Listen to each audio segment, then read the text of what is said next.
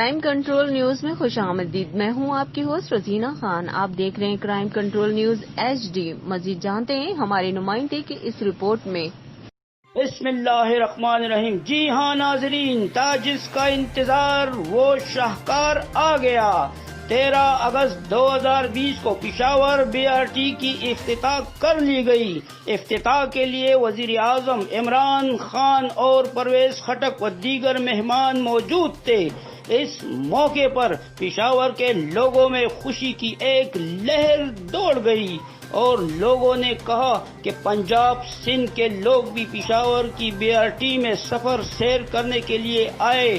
Crime reporter Urdu HD news Muhammad Salim Khan, Peshawar. مزید خبروں اور اپڈیٹ کے لیے دیکھتے رہیں crime control Urdu news HD. اللہ حافظ.